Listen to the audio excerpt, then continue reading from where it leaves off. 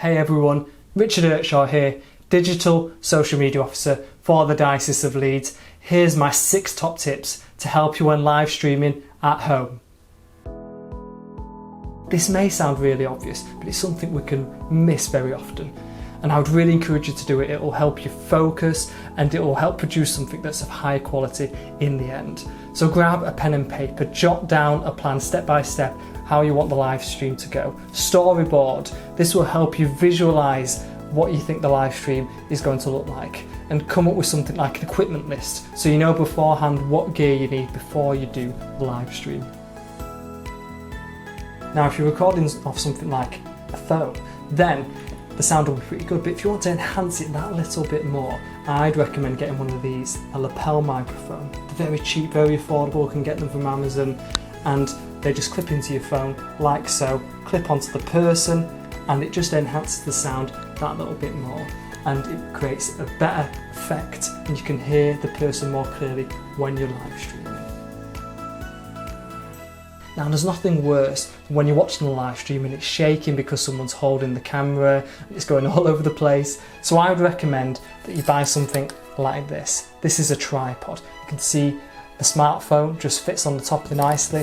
Really easy to use, really cheap. Again, you can buy them online. Now if you aren't able to get things because of the trouble with delivery at the moment, you can be creative, use something at home. I've seen people use cardboard coffee cups, put a slit in the top, phone slots in, and it's perfect. Just sit it on a table or a desk and it works really well as a custom tripod. So make sure to stabilize your image. Now I'm sat near a window, there's natural light streaming in, you can see that it's lighting me really well. And think about this when you're doing your live stream. The subject, the person leading the service at home, needs to be well lit. Natural lighting is the best, but if it's at night time and there's not any natural light, use artificial lighting. Again, there's cheap, affordable things that you can buy online for cameras, artificial lights.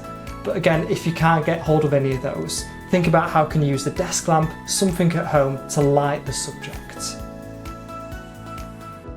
Think about the background when you're doing your live stream. You don't want anything distracting behind the person, something that's going to draw people's attention, things that are moving about all over the place. You can see that the background I've chosen today is, I've got space behind me so there's depth. I'm trying to make it clean, not too distracting, but there are colours there are things that just give it that nice look, that nice feel. So think about the background that you are using and framing as well. Think about how you're framing the person who is on camera. You can see me, it's just the top of my body and my head, and I'm slightly to one side, to 1/3 of the frame, because apparently that's supposed to be good for the eye. So think about how can you frame the person to make it appealing to the viewer.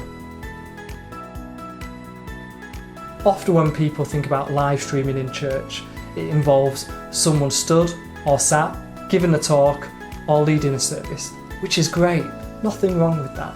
But sometimes we need to mix it up, we need to do something different. There are other ways that you can use live stream. I've seen churches do worship through live streaming. They've had someone with a guitar in front of a phone, playing along, encouraging people to sing with them. I've also seen churches do prayers. They'll have someone being live streamed, leading some prayers and encouraging people to comment below their prayers as well. So they're praying through commenting at the same time. Don't just have the same old every time, but use it in different ways.